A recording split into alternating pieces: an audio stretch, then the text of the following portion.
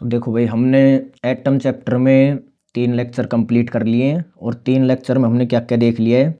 जो जो मॉडल थे वो सारे पढ़ लिए थे, थॉमसन का, रदरफोर्ड का और नील्स बोर का। रदरफोर्ड की कमियां भी देख ली थी कि वो कैसे हाइड्रोजन के स्पेक्ट्रम को नहीं समझा पाया था, उसके हिसाब से कंटिन्यूस स्पेक्ट्रम होना चाहिए था, पर दिख रहा था तुम्हें डिस्क्रीट। ठीक है, ऐसे थॉमसन भी इसके हाइड्रोजन एटम के स्पेक्ट्रम को नहीं समझा पा रहा था। यानी सारी लड़ाई हाइड्रोजन के स्पेक्ट्रम की थी, हाइड्रोजन एटम का स्पेक्ट्रम कैसा दिखता है। तो स्पेक्ट्रम एक तो देखो दो तरीके के होते हैं भाई।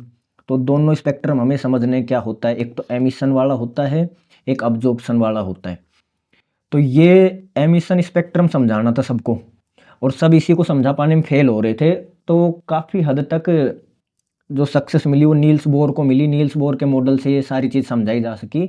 इसकी भी कुछ कमियां हैं, वो आज हमें वो कमी भी देखनी है, और उस कमी को कैसे डी ब्रोगली सही करेगा वो भी हमें देखना है। तो हाइड्रोजन एटम का स्पेक्ट्रम समझते हैं पहले, तो क्या होता है। तो जब भाई हमने एक्सपेरिमेंट करके देखा और हाइड्रोजन गैस को तुमने गर्म किया, जैसे गर्म किया तो इसमें से कुछ रेडिएशंस निकली, और जैसे तुमने स्क्रीन के ऊपर इनको ऑब्जर्व किया तो कुछ कलर मिले तुम्हें उसके। तो कलर तो हम विबग्योर में ही देख सकते हैं, क्योंकि विजिबल रेंज ही हमें दिखती है, बाकी तो हमें दिखते नहीं। तो विबग्योर के इधर वाले यूवी नहीं दिखेंगे, इधर वाले हमें इंफ्रारेड वाले नहीं दिखेंगे, लेकिन बीच वाले हमें दिख रहे थे। तो वो कुछ वेवलेंथ थी, और विबग्योर की जो रेंज होती है वो 400 नैनोमीटर से 700 नैनोमीटर की होती है। तो ऐसा कुछ स्पेक्ट्रम हमें दिखा। तो इस स्पेक्ट्रम में तुम गौर करके देखो, जहां ये बामर सीरीज लिखा हुआ है ना, बामर सीरीज, ये कहाँ से कहाँ तक है। बामर सीरीज कहाँ से कहाँ तक, देखो 365 से लेके और 656 के बीच में, यानी ऑलमोस्ट इसी रेंज में पड़ रही है, विजिबल वाली रेंज में ही पड़ रही है। तो ये वाली लाइनें ही हमें दिख रही थी भाई। ठीक है, बाकी और भी लाइनें होती है, जैसे पास्टन सीरीज की लाइनें देखो, ये 820 नैनोमीटर की हो गई, पर ये इंफ्रारेड में चली गई, ऊपर चली गई, रेड से ऊपर चली गई। और ये देखो, ये वोयलेट से भी कम है, यानी अल्ट्रा वोयलेट में है ये वाली। तो ये वाली हमें दिख नहीं रही थी, पर हाइड्रोजन से आ जरूर रही थी, निकल जरूर रही थी।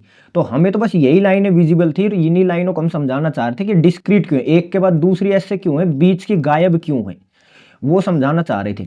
तो ना तो रदरफोर्ड समझा पाया, ना इसको ये थॉमसन समझा पाया था, तो इसको समझाया नील्स बोर ने। तो नील्स बोर ने कैसे समझाया, नील्स बोर ने भाई 3 पोस्टुलेट दिए। 3 पोस्टुलेट क्या थे, उसका पहला पोस्टुलेट तो ये था कि जो एटम होता है उसमें सारा चार्ज कंसंट्रेटेड है एक जगह पर, यानी न्यूक्लियस होता है, इलेक्ट्रॉन उसके चारों ओर रिवॉल्व करते हैं, और रिवॉल्व करता हुआ ये इलेक्ट्रॉन यहाँ एनर्जी रेडिएट नहीं करता, यानी एक्सेलरेशन में होते हुए एनर्जी रेडिएट नहीं करता, क्योंकि ये स्टेशनरी या स्टेबल ऑर्बिट्स हैं। तो स्टेबल ऑर्बिट्स की बात करी। दूसरे, और इसको घूमने के लिए जो सेंट्रिपिटल फोर्स प्रोवाइड करता है वो कौन प्रोवाइड करता है, इस न्यूक्लियाई और इलेक्ट्रॉन के बीच में लगने वाली अट्रैक्शन फोर्स। तो उसका फॉर्मूला हमने देख लिया था कि एफ सी बराबर होता है एफ ई। ये फर्स्ट पोस्टुलेट था। सेकंड पोस्टुलेट क्या कह रहा था कि ओनली वे ही स्टेबल ऑर्बिट्स डिफाइंड हैं या पॉसिबल हैं जिनके अंदर जो एंगुलर मोमेंटम हो वो h/2 का इंटीजर मल्टीपल हो। इन दोनों पोस्टुलेट्स की मदद से हमने क्या किया था भाई, इसकी आर एन nth रेडियस निकाल ली थी, nth ऑर्बिट में इलेक्ट्रॉन की वेलोसिटी निकाल ली थी, टाइम पीरियड निकाल लिया था, फ्रीक्वेंसी निकाल ली थी, एनर्जी भी निकाल ली थी। सारे फॉर्मूले हमने इसके डिराइव कर लिए थे। और थर्ड पोस्टुलेट अब तक यूज नहीं किया हमने, थर्ड पोस्टुलेट यूज किया बस न्यूमेरिकल्स में। तो थर्ड पोस्टुलेट हमें हाइड्रोजन स्पेक्ट्रम को समझा पाने में हेल्प करेगा भाई। तो थर्ड पोस्टुलेट क्या था वो समझो पहले। तो थर्ड पोस्टुलेट के अकॉर्डिंग भाई क्या होता है कि जो तुम्हारा हाइड्रोजन मतलब कोई सा भी एटम है, एटम के अंदर जो इलेक्ट्रॉन्स हैं वो ट्रांजिशन करते हैं। देखो यहां कोई इलेक्ट्रॉन घूम रहा है, तो घूम रहा है इसका मतलब एक्सेलरेशन में तो है, पर ये एक्सेलरेशन करता हुआ भी फिर भी रेडिएशन से एमिट नहीं कर रहा। तो ये रेडिएशन से एमिट कब करता है, ये करता है जब हायर एनर्जी लेवल्स में जंप मारेगा, यहां से यहां जंप मारेगा या यहां से यहां जंप मारेगा। तो ऊपर जाएगा तो ये अब्जॉर्ब करेगा, खाएगा, और जब ये ऊपर से नीचे आएगा तो ये उगलेगा, एमिट करेगा। ठीक है, तो यही कह रहे हैं यहां पर कि बोर्ड के थर्ड जो पोस्टुलेट है उसके अकॉर्डिंग क्या है, when an atom makes a transition from higher energy state higher energy state ये वाला, ऊपर वाले हायर एनर्जी स्टेट है, ये हायर है, ठीक है। हायर को हमने मानना है पहले नंबर वाला, इनिशियल नंबर का, ठीक है, हायर इनिशियल लिया है हमने, और हमने अपने नोट्स में इसको N2 लिख रखा है, ठीक है। हायर N2 लिखा है शायद, हायर या पता नहीं N1 लिखा है, हायर माइनस लोअर करते ना, हाँ, तो N2 लिखा हुआ है उसमें शायद, तो हायर ये लिया हुआ है। और फिर क्या हो रहा है, transition from higher to lower energy states with quantum number. तो लोअर एनर्जी स्टेट ये वाला है, नीचे वाला, ये नीचे वाला जो है इसको हमने क्या बोला हुआ है, लोअर एनर्जी स्टेट, और ये हमारा फाइनल वाला है जहां हम पहुंचे। तो हायर माइनस लोअर घटाया जाएगा, यानी इनिशियल माइनस फाइनल किया जाएगा, और इसको हमने नोट्स में N1 लिखा हुआ है, ठीक है। और देख लो फाइनल वाला छोटा है, दिखा रखा है ना यहाँ पर, फाइनल वाला छोटा है, फाइनल वाले की एनर्जी कम है, लोअर पे है वो, ठीक है। The difference of the energy carried away by a photon, जो तुम फोटोन इसमें से निकलेगा उसकी जो एनर्जी होगी या उसकी उस फोटोन की जो फ्रीक्वेंसी होगी वो कैसे दी जाएगी, इस थर्ड पोस्टुलेट के अकॉर्डिंग, कि जब वो हायर से लोअर में जंप करेगा तो जो बीच का एनर्जी का गैप है ना, ये जो गैप है, ये एनर्जी का गैप कितना होगा, इनिशियल माइनस फाइनल। तो ये गैप ही उस फोटोन की एनर्जी को डिनोट करेगा, जो कि होता है एच न्यू या एच सी बाई लैम्डा। तो यहां से तुम्हें लैम्डा मिल जाएगा, इसका मतलब जितने एनर्जी के डिफरेंस में कूदा है उतनी रेडिएशन, उतनी वेवलेंथ की रेडिएशन वो एमिट करने वाला है। ये हम यहां से कैलकुलेट कर सकते हैं कि कौन से ऑर्बिट से कौन से ऑर्बिट में गया है तो कौन सी रेडिएशन निकलने वाली। और जो कल हमने डेरिवेशन करी थी तो उसमें एनर्जी लेवल्स के फॉर्मूले देखे थे भाई, एनर्जी लेवल्स के क्या फॉर्मूले आए थे कि ई एन बराबर आया था -z² by n² into 13.6 electron volt. और हाइड्रोजन एटम के लिए ये चीज हो जाती है 1 फॉर H एटम, ठीक है। हाइड्रोजन एटम के लिए इसकी वैल्यू हो जाती है 1। तो ये वैल्यू जब इसके अंदर रखेंगे तो क्या आएगा, -13.6 electron volt divided by n²। तो यहां से हम E1 E2 E3 ये सारी वैल्यू कैलकुलेट कर लाए थे कल। ये तो -13.6 एन की वैल्यू 1 रख दो, जब एन की वैल्यू यहाँ 2 रखेंगे तो 4 से डिवाइड करना पड़ेगा क्योंकि स्क्वायर हो जाएगा, तो -3.4 इलेक्ट्रॉन वोल्ट आएगी। ये सारी वैल्यूज हमने कल कैलकुलेट कर ली थी, और तुम्हें याद करने के लिए भी बोला था कि ये सारी वैल्यूज तुम्हें याद होनी चाहिए भाई। 0.85 इलेक्ट्रॉन वोल्ट और अगले की -0.54 आ जाती है E5 वाली, ठीक है, इलेक्ट्रॉन वोल्ट।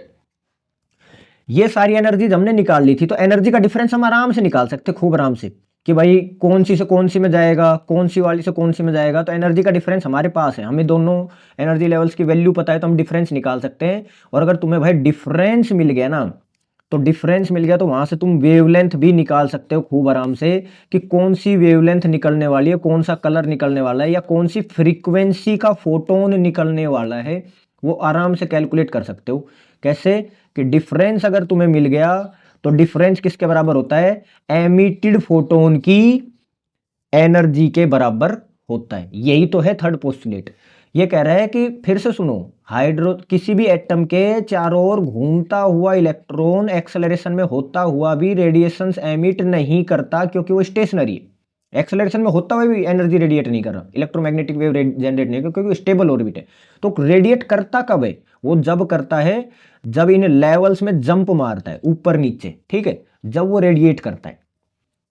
तो यहां से हम समझाएंगे कि वो कैसे ऐसे स्पेक्ट्रल लाइंस आ रही है, यानी हाइड्रोजन स्पेक्ट्रम को समझाने की लड़ाई थी कि घर में से ऐसी खुशबू क्यों आ रही है, वो फिंगरप्रिंट हमें समझाना था। और वो फिंगरप्रिंट ही हाइड्रोजन एटम के लिए इस नील्स बोर के मॉडल ने समझा देते, तो ये इसकी सक्सेस थी। तो भाई थर्ड पोस्टुलेट हमने इस्तेमाल किया है यहाँ पर, और यहाँ पर अब देखेंगे, रख देते हैं इसकी इनिशियल की एनर्जी। तो एनर्जी देखो कैसे लिखी जाएगी इनिशियल के लिए, तो जो कल हमने कैलकुलेट करी थी वही वैल्यू लिख रहे हैं हम।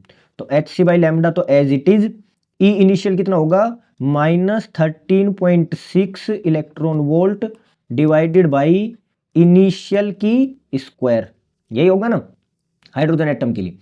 फिर माइनस, ये वैल्यू तो इनिशियल की, फिर माइनस करना है फाइनल की, -13.6 electron volt divided by n final का स्क्वायर कर दिया, ये लिख दिया। तो ये वैल्यू रख दी है, कल के डेरिवेशन से उठा के ला रहे हैं ये सारी कि किस एनर्जी लेवल की कितनी एनर्जी होती है। अभी हम जनरलाइज कर रहे हैं इस फॉर्मूले को, तो ये वैल्यूज करके कैलकुलेट करते भाई। तो इसमें से कुछ कॉमन आ रहे हो बाहर निकाल लेते हैं। एच सी बाई लैम्डा, इसमें से कॉमन आया -13.6 इलेक्ट्रॉन वोल्ट।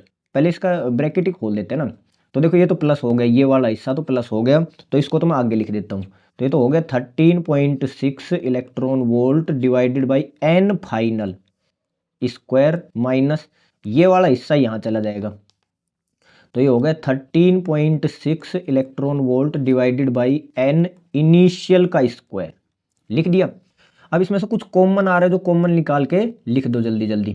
तो ये क्या आ जाएगा भाई, एच सी बाई लैम्डा बराबर 13.6 इलेक्ट्रॉन वोल्ट। इसमें से कॉमन निकालने के बाद क्या बचा, 1/n फाइनल का स्क्वायर माइनस n इनिशियल का स्क्वायर। कर दिया। अब हम क्या करेंगे, इस एच सी को भी उधर ही भेज देंगे, तो ये क्या बचेगा 1/λ, 1/λ बचा, और ये बच गया 13.6 electron volt divided by H C से डिवाइड कर दिया। फिर बाकी की चीज़ें as it is, n final square minus n initial square. ठीक है, इस एच सी की वैल्यू हमें पता है, एच सी की वैल्यू हमने डोल नेचर ऑफ लाइट इससे पिछले वाले चैप्टर में 11th चैप्टर में इसकी कैलकुलेट कर रखी है कि 1242 इलेक्ट्रॉन वोल्ट नैनोमीटर लेनी है। ये हमने स्टैंडर्ड वैल्यू बना रखी है कि न्यूमेरिकल हमारे आसान हो जाए इसलिए। तो ये वैल्यू इसके अंदर सब्स्टिट्यूट कर देंगे, तो 1/λ कितना आ जाएगा 13.6 electron volt divided by 1242 electron volt nanometre. Cut गया कुछ, इलेक्ट्रॉन वोल्ट से इलेक्ट्रॉन वोल्ट कट जाएगा। ठीक है, एन इनिशियल स्क्वायर, तो भाई इसमें से ये कट गया, इलेक्ट्रॉन वोल्ट का इलेक्ट्रॉन वोल्ट कट गया।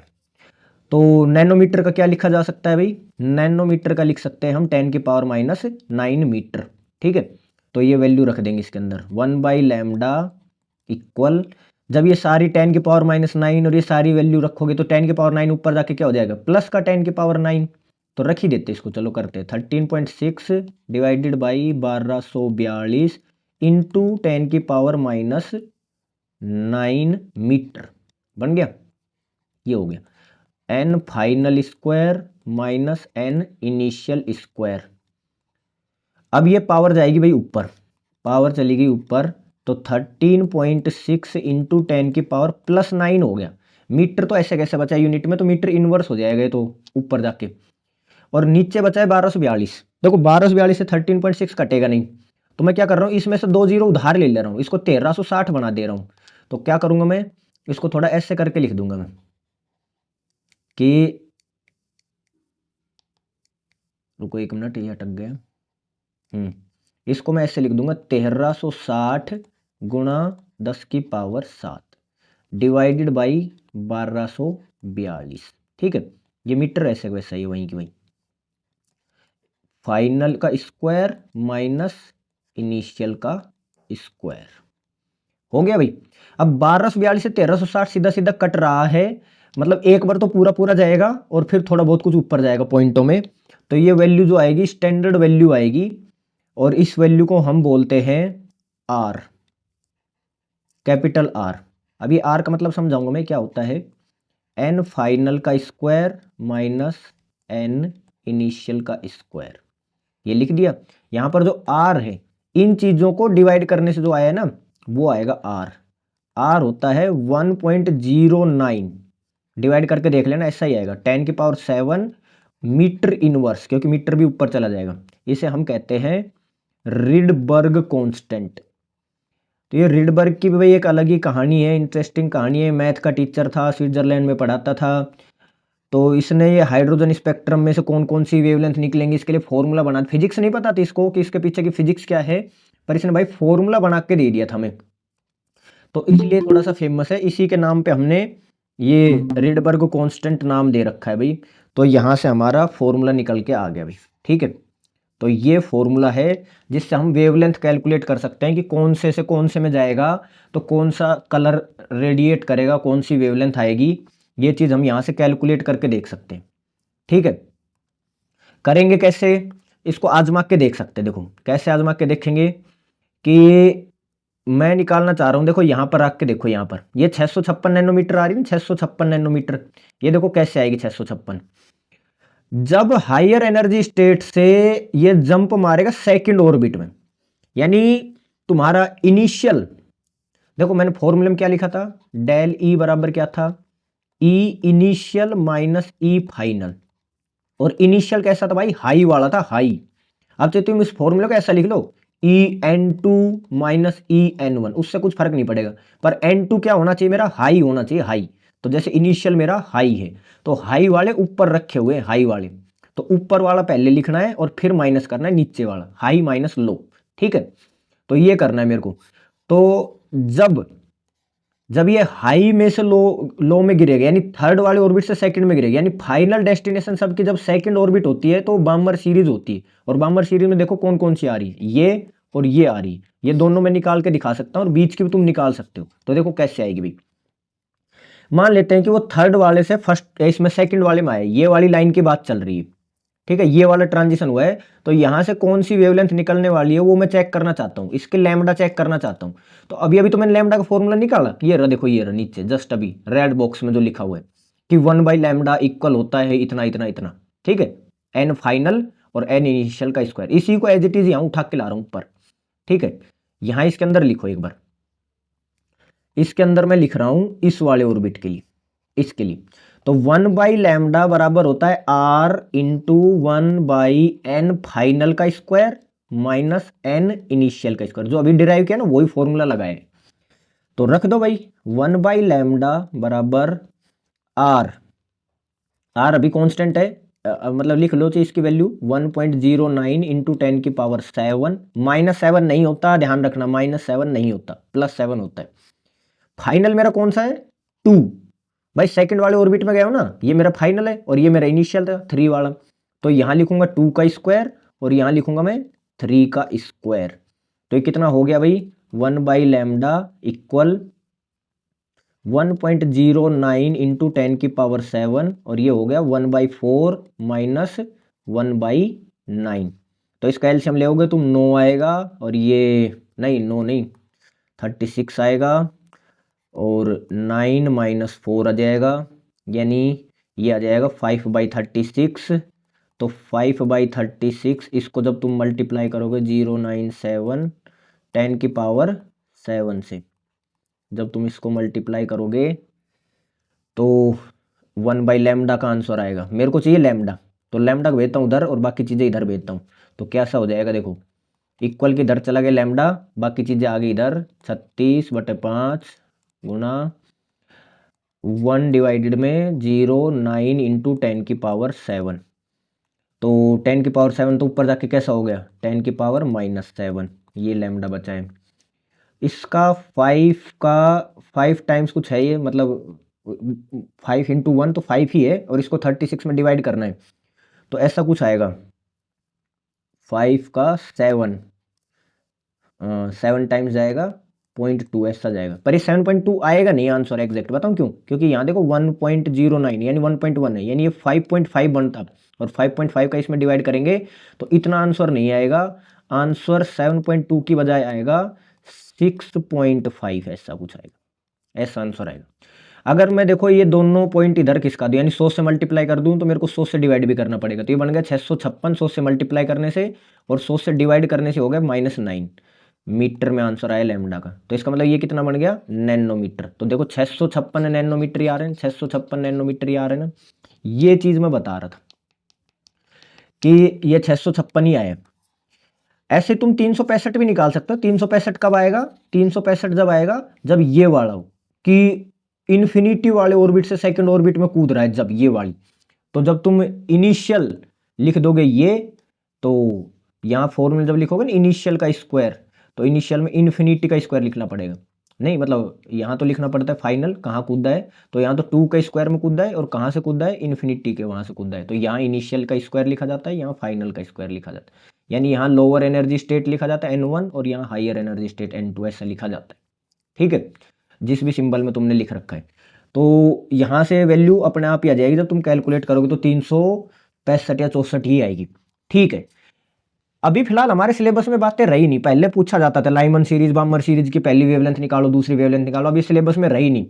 पर तुम यहां से देखो जो अच्छा रिजल्ट जो हम निकाल सकते हैं, यानी जो सीधी दिमाग की पकड़ में नहीं आता, जो सोचना पड़ता है थोड़ा एनालिसिस वाला पार्ट, कि देखो जैसे जैसे एन की वैल्यू बढ़ती जा रही है, एन की वैल्यू बढ़ती जा रही है, देखो वैसे वैसे एनर्जी, एनर्जी देखना भाई -13.6 से -3.4 में एनर्जी बढ़ी ना, तुम माइनस वाले गड्ढे से उठ के थोड़ा ऊपर जा रहे हो, ऊपर जा रहे हो, ऊपर जा रहे हो, तो एनर्जी क्या हो रही है भाई तुम्हारी, बढ़ती जा रही। तो एन की वैल्यू बढ़ने से एनर्जी लेवल की एनर्जी भी बढ़ती है, लेकिन एन की वैल्यू बढ़ने से तुम ये देखो क्या चीज घट रही है, घट क्या रही है, डिफरेंस। पहले देखो डिफरेंस है 10.2 का, इसमें से इसको घटाओगे तो 10.2 का डिफरेंस है, और यहां जब तुम करोगे तो डिफरेंस देखो पूरा 1.5 का भी नहीं है, समझे, और फिर यहां करोगे तो डिफरेंस पूरा 1 का भी नहीं है, देखो तो डिफरेंस जो है ना वो घटता जा रहा है। तो ये जो चीज है ना डेल ई, डिफरेंस घटता जा रहा है, ये घट रहा है और ये बढ़ रहा है, एनर्जी बढ़ती जाती है क्वांटम नंबर बढ़ने से, पर एनर्जी का डिफरेंस घटता जाता है। और फॉर्मूले के हिसाब से डेल ई बराबर होता है एच सी बाई लैम्डा, यानी जितना डिफरेंस कम होगा उतनी ही वेवलेंथ ज्यादा आएगी। तो यहां देखो, यहां एनर्जी का डिफरेंस कितना है और यहां एनर्जी का डिफरेंस कितना है, तो यहां डिफरेंस कम है तो वेवलेंथ ज्यादा आई, कौन सी 656, और यहां डिफरेंस ज्यादा है तो एनर्जी मतलब वेव डिफरेंस ज्यादा है एनर्जी का तो वेवलेंथ कम आई, वेवलेंथ कितनी आई 364 ही आई, ये रही ये वाली, इसलिए एससी आई। तो पहले इसमें से स्पेक्ट्रम में से बहुत घुमा घुमा के सवाल पूछे जाते थे, आज भी पूछे जाते हैं उसमें इसमें कॉम्पिटिटिव एग्जाम्स में। तो तुम सीयूईटी वगैरह जो तुम दोगे तो उसमें ऐसा कुछ आएगा, और या फिर तुम आरबीएससी के जब पीवाईक्यू क्वेश्चन सोल्व कर रहे होगे ना, तो वहां पर भी ऐसी चीजें मिलेंगी तुम्हें कि इसका वो बताओ, लाइमन का वो बताओ, बामर का ये बताओ, पास्चन का ये बताओ, ब्रैकेट का ये बताओ, ऐसा कई सीरीज होती है। तो बस तुम इसका मोटा मोटा क्या याद रखोगे, तुम्हें तो बस इतना पता होना चाहिए कि जब हायर एनर्जी स्टेट से वो भाई पहले ऑर्बिट में कूदता है तो लाइमन सीरीज बनती है, जो सेकंड ऑर्बिट में कूदता है तो बामर सीरीज बनती है। इसमें जो वेवलेंथ की रेंज निकलेगी वो 400 नैनोमीटर से छोटी छोटी निकलेगी, तो इसको हम कहते हैं ये यूवी रेंज में होती है, ठीक है, अल्ट्रा वोयलेट रेंज में होती है। लेकिन इसकी 400 से 700 नैनोमीटर के बीच में आएगी, इसलिए हम कहते हैं इसको ये विजिबल रेंज में होती है, विजिबल रेंज में, है ना। क्यों, क्योंकि देखो डेल ई की वैल्यू अब घटती जा रही है, डेल ई की वैल्यू, यहां डेल ई की वैल्यू ज्यादा है, डेल ई की वैल्यू ज्यादा तो वेवलेंथ कम, तो वेवलेंथ आ रही है कम, पर अब डेल ई घटता जाएगा तो वेवलेंथ बढ़ती जा रही और बढ़ेगी। अगर अगले सीरीज में जाओगे ना तो और वैल्यू बढ़ेगी, वो कितनी आएगी, वो जब आएगी जब तुम थर्ड ऑर्बिट में कूदोगे, यहां से थर्ड में कूदे, हाइयर से फिर थर्ड में कूदे और हाइयर से थर्ड में कूदे, तो बामर नहीं फिर पास्चन सीरीज मिलेगी, ठीक है, और पास्चन सीरीज की वेवलेंथ और ज्यादा होती है। यहां देख लो, देखो ये पास्चन सीरीज है, इसकी वेवलेंथ देखो कितनी ज्यादा है और ज्यादा हो रही है। तो ये कौन से रीजन में आई पास्चन, ये इंफ्रारेड रीजन में होती है भाई, इंफ्रारेड, रेड नहीं इंफ्रारेड। इसके अलावा भी होती है, पास्चन के अलावा भी होती है, लाइमन, बामर, पास्चन, ब्रैकेट, फुंड, हम्परी, ऐसी कई सीरीज है। सारी सिलेबस सेट गई है, तुम्हें चिंता करने की कोई जरूरत नहीं है, ठीक है। बस समझाने के लिए समझाया कि ऐसा भी होता है, ये सारी बातें जिसमें सारे साइंटिस्ट फंस रहे थे, इसने नील्स बोर ने आसानी से समझा दिया। तो नील्स बोर की जो सक्सेस थी वो क्या थी भाई, कि इसने वो हाइड्रोजन का जो फिंगरप्रिंट था ना स्पेशल वाला, वो समझा दिया था, जिस पर रदरफोर्ड भी फेल हो गया था, थॉमसन भी फेल हो गया था। तो ये वाला है। इस फॉर्मूले को अगर मैं बामर सीरीज के लिए लिखना चाहूं तो मेरे को क्या लिखना पड़ेगा, कि ये जो मेरी फाइनल है, ये फाइनल वाली चीज कौन सी होनी चाहिए, मेरा सेकंड ऑर्बिट, तो ये बनेगी बामर सीरीज। अगर ये फर्स्ट ऑर्बिट है तो ये लाइमन सीरीज बनेगी, यहाँ थर्ड ऑर्बिट है तो ये बनेगी पास्चन वाली। तो पहले में लाइमन, दूसरे में बामर, तीसरे में पास्चन, चौथे में ब्रैकेट, पांचवें में फुंड, छठे में हम्परी, ऐसे करके। तो ये फॉर्मूला बदलता चला जाता है, ये जनरल फॉर्मूला लिखा था भाई मैंने, ठीक है। अब आ जाओ आगे। अब एनसीईआरटी में देखो कैसा, कितनी बढ़िया लाइनें लिखी हुई है, एनसीईआरटी के एज इट इज वहीं से कॉपी उठा के लेकर आया हूं, ठीक है। वो क्यों लाइनें लिखी हुई, एक भी शब्द नहीं बदला मैंने एनसीईआरटी की लाइन में से। पर तुम्हारे इस बार जो पैटर्न है वो पैटर्न में लिखा हुआ है कि 1.5 नंबर का एनालिसिस पार्ट से, एनालिसिस का सवाल आएगा कि अगर इलेक्ट्रॉन, ये हाइड्रोजन एटम में इलेक्ट्रॉन की नेगेटिव एनर्जी क्यों होती है और अगर इसको पॉजिटिव हो जाती तो क्या फर्क पड़ जाता, ऐसा सवाल था ना मॉडल पेपर में। ऐसे इसमें कि व्हाट इफ ऐसा हो जाए तो क्या हो जाएगा, तो ऐसे इफ वाला पार्ट यहाँ मिला मेरे को पढ़ते पढ़ते, तो ये वाली भी यहाँ से सवाल बनाया जा सकता है। तो सुनो, एमिशन और अब्जॉर्प्शन स्पेक्ट्रम क्या होता है, क्योंकि स्पेक्ट्रम को समझाने की तो लड़ाई चल रही है। जब तुम किसी मटेरियल के ऊपर नहीं, जब तुम किसी कोल्ड गैस के ऊपर व्हाइट लाइट गिराते हो तो तुम व्हाइट लाइट गिराने से क्या होगा, उसमें से कुछ लाइनों को अब्जॉर्ब कर लेगा। देखो ये जो पूरा स्पेक्ट्रम था विबग्योर जो दिखना चाहिए था तुम्हें, उसमें से कुछ लाइनें किडनैप हैं। वो क्यों किडनैप हुई है बता सकते हो उसका कारण? वो इसलिए किडनैप हुई है कि भाई लोअर एनर्जी स्टेट में वो इलेक्ट्रॉन बैठा था, लोअर एनर्जी स्टेट में वो इलेक्ट्रॉन बैठा था, यहां से कोई रेडिएशन चलती आई विबग्योर की, इस भाई को एनर्जी मिल गई, ये मिलते कूद जाएगा ऊपर वाले में, जंप कर जाएगा, एक्साइटेड स्टेट में चला जाएगा। इसका मतलब ये क्या करेगा, इस एनर्जी को खा जाएगा, इतनी एनर्जी को खा जाएगा, खा गया तो ये वाली किडनैप होगी, ये वाली लाइन। ठीक है, जब ये हायर एनर्जी स्टेट से लोअर एनर्जी स्टेट में जब कूदेगा, जंप करेगा ना वापिस, यहां से लौट के नीचे आएगा, तो ये क्या करेगा, खाई हुई को वापिस उगल देगा।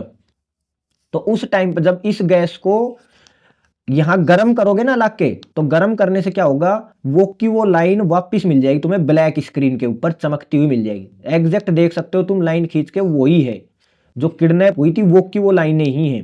ठीक है, तो वो की वो एमिशन स्पेक्ट्रम में हमें दिख जाती है। तो यहाँ पर एनसीईआरटी में यही लाइनें लिखी हुई है, ढंग से पढ़ो इसको, क्या लिखा हुआ है। इसमें लिखा हुआ है कि various lines in the atomic spectra are produced when electrons jumps from higher energy level to the lower energy level and photons are emitted. ऊपर से जब नीचे कूदता है तो फोटोन एमिट करता है, लाइट एमिट करता है, सही बात है। इनको हम क्या कहते हैं, एमिशन लाइंस कहते हैं। और एमिशन लाइंस कैसी दिखती है, ऐसी दिखती है। इस एमिशन लाइन को तो समझाया नील्स बोर ने अभी, लाइमन बामर पास्टन वाला। लेकिन बट सवाल तो यहां से, व्हेन एन एटम अब्जॉर्ब्स, क्या करें, अब्जॉर्ब कर ले, जब किडनैप कर ले, that has precisely the same energy needed by the electron in a lower energy state to make transition to the higher state. नीचे वाले से ऊपर वाले में जाएगा तो क्या करेगा भाई, वो अब्जॉर्ब कर लेगा, खा के जाएगा, क्योंकि नीचे लो एनर्जी में है, ऊपर हाई में जाना है तो इसको खिलाना पड़ेगा तुम्हें, तो ये क्या करेगा, अब्जॉर्ब कर लेगा उस टाइम पे। तो अब्जॉर्ब करेगा तो क्या मिलेगा भाई, तुम्हें ब्लैक लाइनें मिलेंगी ब्राइट स्क्रीन पर। ठीक है, तो ये क्या कह रहे हैं आगे, इसे कहते हैं हम absorption. If photons with a continuous range of frequency, तुमने क्या किया, देखो यहां पर भाई लाइट कैसी है, विबग्योर है पूरी, इसका मतलब इसके अंदर कैसी, ये डेंस, ये फ्रीक्वेंसी, अगली फ्रीक्वेंसी, अगली फ्रीक्वेंसी, पूरी विबग्योर है ना। विबग्योर में क्या है, 400 नैनोमीटर से लेके 700 नैनोमीटर तक की सारी वेवलेंथ है, और सारी वेवलेंथ है इसका मतलब सारी फ्रीक्वेंसी है। तो कंटिन्यूअस फ्रीक्वेंसी गिरा रहे हो ना तुम, तो यहां से भाई ये जो तुम लाइट गिरा रहे हो तो कंटिन्यूअस फ्रीक्वेंसी है, एक भी गायब नहीं बीच की फ्रीक्वेंसी। मतलब जैसे अगर 1.5 है तो अगली 1.6 वाली भी है, ऐसे करके। तो सारी फ्रीक्वेंसीज जा रही हैं, तो उन फ्रीक्वेंसीज जब तुम किसी पर गिराओगे, ये सारी फ्रीक्वेंसीज किसी गैस पे गिराओगे, तो कुछ सेलेक्टेड फ्रीक्वेंसीज को, कुछ सेलेक्टेड वेवलेंथ को खा जाएगा, किडनैप कर लेगा। तो वही लिखा हुआ है यहां पर, if photons with a continuous range of frequencies pass through a rarefied gas, rarefied मतलब जो मतलब डेंस नहीं है, ऐसा करके rarefied gas, and then are analysed, जब उसको एनालाइज करें, पहले तो तुमने उसके ऊपर गिराया उस गैस पे, फिर एनालाइज किया किसकी मदद से, स्पेक्ट्रोमीटर की मदद से। A series of dark spectral absorption line appear, तो तुम्हें कुछ डार्क लाइनें दिखेंगी इन दी कंटिन्यूअस स्पेक्ट्रम, इस कंटिन्यूअस स्पेक्ट्रम में कुछ डार्क लाइनें दिखेंगी, किसकी वजह से, क्योंकि भाई वो अब्जॉर्ब होगी। This dark line indicates the frequency that have been absorbed by the atom, वही फ्रीक्वेंसी दिखेंगी यहां डार्क में जो अब्जॉर्ब करी हैं उस हाइड्रोजन एटम ने, या मतलब जो उस गैस ने, जिस भी गैस के ऊपर तुमने गिराई थी। तो भाई इसी चीज को दूसरे तरीके से भी दिखाया गया है इस वाले डायग्राम में। तो तुमसे सवाल कैसा पूछेंगे, व्हाट इफ वाला, ऐसा पूछेंगे कि तुम अगर कंटिन्यूअस रेंज वाली फ्रीक्वेंसीज किसी गैस पर गिराओ और फिर स्पेक्ट्रोमीटर से एनालाइज करो तो क्या ऑब्जर्व करोगे। तो तुम क्या ऑब्जर्व करोगे भाई, कि कंटिन्यूअस स्पेक्ट्रम में कुछ डार्क लाइंस दिखेंगी, अब्जॉर्प्शन स्पेक्ट्रम होगा वो। तो फिर से सवाल सुन लो, कि जब तुम किसी रेरिफाइड गैस पर कंटिन्यूअस सीरीज की, कंटिन्यूअस फ्रीक्वेंसीज की लाइट गिराओ, तो तुम स्पेक्ट्रोमीटर से जब यहां आके ऑब्जर्व करो तो तुम क्या देखोगे, तुम कुछ डार्क लाइनें देखोगे पूरे कंटिन्यूअस स्पेक्ट्रम में। ठीक है, ऐसा सवाल आ सकता है 1.5 नंबर में। और फिर बच्चे कहेंगे ये पता नहीं कहाँ से आ गए, एनसीईआरटी में तो था ही नहीं। भाई एनसीईआरटी की लाइन सही है, बस बनाने वाले ने बारीकी से देखा है उसको। ठीक है, अब मैं कह रहा था ना हायर एनर्जी स्टेट से लोअर में जाए, तो देखो जब सारियों में से घूम फिर के देखो सब में से चलाए, सब में से चलता हुआ लास्ट में पहुंच कहाँ रहा है, पहले वाले दिखा हुआ है इसमें n=1। तो पहले वाले में जब पहुंच रहा है तो इस वाली सीरीज को हम क्या कहते हैं, लाइमन सीरीज कहते हैं। ठीक है, लेकिन जब सारियों में से घूम फिर के दूसरा n=2 वाला ये जो चक्कर है इसमें आके गिर रहा है, देखो तीसरे से भी, चौथे से भी, पांचवे से भी, तो उस केस में इस सीरीज को हम क्या कहते हैं भाई, बामर सीरीज कहते हैं। बामर सीरीज विजिबल रेंज की होती है, देख लो तो 410, 434, 656, ये सारा 400 से 700 नैनोमीटर विजिबल रेंज का ही है ना, तो ये विजिबल वाली है। और ये देखो विजिबल से भी कम है, नीचे वाली है 400 नैनोमीटर से नीचे, यानी ये यूवी रेंज की, वोल्ट से भी कम वाली। ठीक है, फिर अगर हायर एनर्जी स्टेट से वो गिरे इसमें n=3 वाले में, थर्ड वाले ऑर्बिट में गिरे, तो देखो फोर्थ से थर्ड में गिरा है, फिफ्थ से थर्ड में गिरा है, सिक्स से थर्ड में गिरा है। जब ऐसे गिरे तो उस केस में जो सीरीज आती है उसको हम बोलते हैं पासचन सीरीज। और पासचन सीरीज की रेंज देखो 700 नैनोमीटर से ऊपर कूद गई ना, तो इसका मतलब ये रेड नहीं रही, इंफ्रारेड रेंज में चली गई। ठीक है, ये सारे डायग्राम पहले एनसीईआरटी में हुआ करते थे और सब पे न्यूमेरिकल भी आया करते थे। तो तुम समझ गए होंगे 11th क्लास में केमिस्ट्री में तुमने स्पेक्ट्रम स्पेक्ट्रम पढ़ा है। तो भाई अब तक तो सारी कहानी हमने गाई है बोर मॉडल की सक्सेस की, कि सारा एटॉमिक स्पेक्ट्रम का फिंगरप्रिंट समझा दिया भाई, मौज होगी मौज होगी, बोर ने तो एटम को बिल्कुल समझा दिया। लेकिन भाई कमी है इसमें, कुछ फेलियर है इसका, फेलियर, वो फेलियर समझो। इसमें क्या कमी रहेगी, कमी ये रह गई कि ये मल्टी इलेक्ट्रॉन एटम को नहीं समझा पाया। यानी हाइड्रोजन हाइड्रोजन पे तो अप्लाई होता है, हाइड्रोजन हाइड्रोजन का तो स्पेक्ट्रम समझा पाया जिसके अंदर कितने इलेक्ट्रॉन है, ओनली एक इलेक्ट्रॉन है। यानी पॉजिटिव चार्ज और नेगेटिव चार्ज के इंटरेक्शन, एक इलेक्ट्रॉन के इंटरेक्शन को तो समझा पाया। लेकिन अगर तुम्हारे पास मल्टी इलेक्ट्रॉन, यानी अगर तुम्हारे पास हीलियम है ना, हीलियम, तो हीलियम में तो 2 इलेक्ट्रॉन होंगे, तो 2 इलेक्ट्रॉनों की वजह से जो बनता है ना, उस वाले को ये नहीं समझा पाया। तो हीलियम के स्पेक्ट्रम को नहीं समझा पाया, तो मल्टी इलेक्ट्रॉन एटम्स को समझा पाने में फेल हो गया, सबसे बड़ी इसकी कमी थी। यानी सिर्फ हाइड्रोजन हाइड्रोजन को बता पाया, हीलियम, लिथियम, बेरिलियम, इन सब पे ये फेल हो गया, तो ये उनको नहीं समझा पाए, कैन नॉट एक्सप्लेन। ठीक है, ये पढ़ लेना।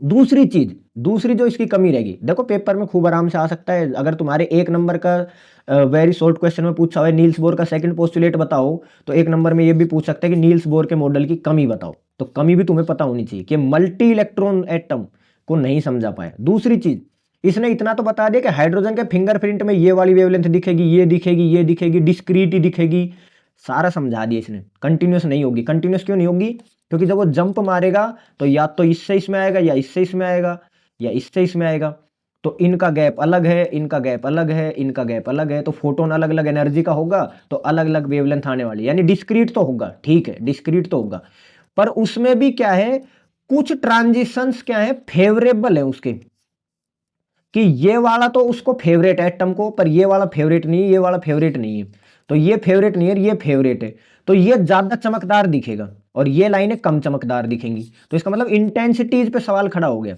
लाइन तो सही बताइए, ये आने वाली सही बात है, यही वेवलेंथ आने वाली सही बात है, पर देखो कुछ ज्यादा चमकेंगी, कुछ फेड है बिल्कुल कम चमकेंगी, कुछ बिल्कुल कम चमकेंगी। इसका मतलब can not explain the spectral intensities. Intensity मतलब उसकी चमक, ब्राइटनेस को नहीं समझा पाया भाई, ब्राइटनेस में फेल हो गया। अब तुम कहोगे क्या बच्चे की जान ले हो गया क्या, अरे भाई जब उसने स्पेक्ट्रम समझा दिया तब तुम स्पेक्ट्रम की चमक पे चले गए, अब तुम ऐसा तो फिर कभी भी नहीं समझा पाओगे। पर भाई फिजिक्स क्या है, प्रिसीजन की लड़ाई है, हमें तो एग्जैक्ट वैल्यू चाहिए, एग्जैक्ट बातें पता होनी चाहिए, एग्जैक्ट कारण पता होना चाहिए हर चीज का। तो वही चीज है भाई, ये इसकी इंटेंसिटी को नहीं समझा पाए। तीसरी चीज जहां फेल हो गया, अब तक तो हम पढ़ रहे थे कि स्टेबल ऑर्बिट होता है, यानी कुछ फिक्स डिफाइंड पोजीशन होती है उसकी, कि घूम रहा है इसी ऑर्बिट में मिलेगा। लेकिन भाई हाइजेनबर्ग का अनसर्टेनिटी प्रिंसिपल का नाम सुना है तुमने, कि अगर तुमने भाई इसकी पोजीशन पकड़ ली तो मोमेंटम पकड़ नहीं आएगा, और अगर भाई तुमने मोमेंटम पकड़ लिया ना इसका, तो पोजीशन पकड़ नहीं आएगी। कहने का मतलब यह है कि इसकी पोजीशन एग्जैक्ट यही हो, तुम श्योर शॉट 100% नहीं कह सकते, इसकी पोजीशन ऐसे क्लाउड सी फॉर्म में कहीं भी हो सकती है, यहाँ भी हो सकता है, यहाँ भी, यहाँ भी, यहाँ भी, यहाँ भी, कहीं भी। तो क्लाउड फॉर्म में यानी प्रोबेबिलिटी है इसकी बस यहाँ कि 1% 2% मिल जाए, तो प्रोबेबिलिटी वो है, श्योर शॉट नहीं कह सकते तुम कुछ भी। तो ये क्या है, इस अनसर्टेनिटी को नहीं समझा पाया ये नील्स बोर। तो हाइजेनबर्ग की अनसर्टेनिटी प्रिंसिपल को नहीं समझा पाए, और इलेक्ट्रॉन एक वेव होता है ये बात भी नहीं समझा पाए, जो कि डी ब्रोगली ने 11वें चैप्टर में साबित कर दी थी। ठीक है, और सबसे बड़ी चीज, सबसे बड़ा फेलियर भाई, इसने 3 ही तो पोस्टुलेट दिए थे कि इलेक्ट्रॉन किसी फिक्स ऑर्बिट में घूम रहा होता है जहां एनर्जी रेडिएट नहीं करता, क्योंकि ये तो स्पेशल वाले ऑर्बिट है, ये तो स्टेबल वाले ऑर्बिट है। पर भाई स्टेबल है क्यों, स्पेशल है क्यों, यहाँ एक्सेलरेट करता हुआ charge particle electromagnetic waves radiate क्यों नहीं करता, तो उसका कारण नहीं बता पाया था। यानी डेफिनेशन तो बता दी थी कि एनर्जी रेडिएट नहीं करता स्टेशनरी ऑर्बिट में, उसका रीजन नहीं बता पाया था कि ये स्टेबल वाले में ऐसा क्या खास होता है जहां इलेक्ट्रॉन एनर्जी रेडिएट नहीं करता। और वेरी लास्ट टॉपिक इस चैप्टर का क्या है, इसी चीज को समझाएगा डी ब्रोगली कि ये स्टेबल ऑर्बिट्स क्यों होते हैं। तो भाई जो इसकी कमियां है ना बोर मॉडल की, इसकी कमियों के बावजूद भी ये बोर मॉडल एक जीत थी हमारी साइंटिफिक कम्युनिटी की, कि हमने एटम को बिना देखे फिर भी एटम के बारे में इतनी बातें हमने समझा दी कि उससे कैसा स्पेक्ट्रम आएगा, कैसी खुशबू आएगी, घर में क्या पक रहा है, कौन लोग रह रहे हैं, सारा समझा दिया हमने। इसीलिए इसको 1922 में नोबेल प्राइज दिया गया भाई, इसी चीज के लिए। ठीक है, कुछ कमियां थी फिर भी इसका मॉडल काफी हद तक अच्छा था। ठीक है, अब इन कमियों को एनसीईआरटी ने देखो किन लाइनों में लिखा हुआ है, ऐसे लिखा हुआ है 2 लाइनों में। और यहां से देखो 1.5 नंबर का सवाल मैं कैसे बना सकता हूं, एनालिसिस वाला, व्हाट इफ, ऐसा कर दूं तो, वैसा कर दूं तो, वो वाला। तो मैं सवाल नीचे बना के दिखाऊंगा, क्योंकि 1.5 नंबर का सवाल मॉडल पेपर ने पूछा है कि एनर्जी जो इलेक्ट्रॉन की होती है घूमते हुए की नेगेटिव क्यों होती है, इसका क्या मतलब है, और अगर पॉजिटिव हो जाती तो क्या हो जाता। शुरुआत के सेकंड लेक्चर में बात करी थी इसके बारे में, और मॉडल पेपर का 1.5 नंबर का सवाल है। तो देखो यहाँ से मॉडल पेपर के जैसे अगर मैं सवाल बनाऊं 1.5 नंबर का उसी ब्लूप्रिंट पे, तो कैसा बनेगा। देखो पहले इसकी कमियों को पढ़ लेते हैं, इसकी कमियां क्या कह रही है, बोर मॉडल की 2 कमी क्या है। Bohr model is applicable to hydrogenic atom. Hydrogenic atom मतलब या तो हाइड्रोजन या हीलियम जिसने अपना 1 इलेक्ट्रॉन त्याग दिया हो। तो इसके अंदर कितना इलेक्ट्रॉन, इसके अंदर कितने इलेक्ट्रॉन है, 1। तो अगर ये 2 में से 1 इलेक्ट्रॉन छोड़ देगा तो इसके पास भी कितने हुए, 1। और लिथियम के पास 3 इलेक्ट्रॉन थे, 3 नंबर पे आता है ना ये, तो 3 इलेक्ट्रॉन थे, अगर ये 2 छोड़ दे तो इसके पास भी कितने इलेक्ट्रॉन बचे, 1। तो ये 1 इलेक्ट्रॉन वाले एटम को ही समझा पाता है, तो इनको हम हाइड्रोजेनिक एटम कहते हैं। हाइड्रोजन जैसे कि इनके अंदर 1 इलेक्ट्रॉन है, हाइड्रोजन जैसे हो गए इसलिए। तो ये हाइड्रोजेनिक एटम्स को ही समझा पाया था। ठीक है, it can not be extended even to mere 2 electron, जिसके पास 2 इलेक्ट्रॉन होते हैं ना उनको भी नहीं समझा पाए, सच एज हीलियम। हीलियम पे फेल हो गए, हीलियम को नहीं समझा पाया, हीलियम के प्लस को समझा सकता है, हीलियम को नहीं समझा सकता क्योंकि इसमें 2 इलेक्ट्रॉन है और 2 पे फेल है, 1 इलेक्ट्रॉन होगा तो समझा देगा। ठीक है, ऐसा था। The analysis of the atom with more than 1 electrons was attempted on the lines of the Bohr model of hydrogen atoms but did not meet with any success। यानी क्या किया गया, 2 या 2 से ज्यादा 3-4 इलेक्ट्रॉन वाले उसके ऊपर अप्लाई करके देखा, पर वो उससे जो बोर का जो फॉर्मूला था ना 1/λ वाला, क्या था, R into 1/n final square minus 1/n initial square, इसकी मदद से वो वेवलेंथ निकली नहीं, तो ये फॉर्मूला अप्लाई नहीं हो पाया भाई। ठीक है, इससे वो एग्जैक्ट नहीं आ रहा था आंसर। तो difficulty lie in the fact that, तो कारण पूछेंगे क्यों हो रहा है, वाई, ऐसा क्यों, तो डिफिकल्टी ये है answer.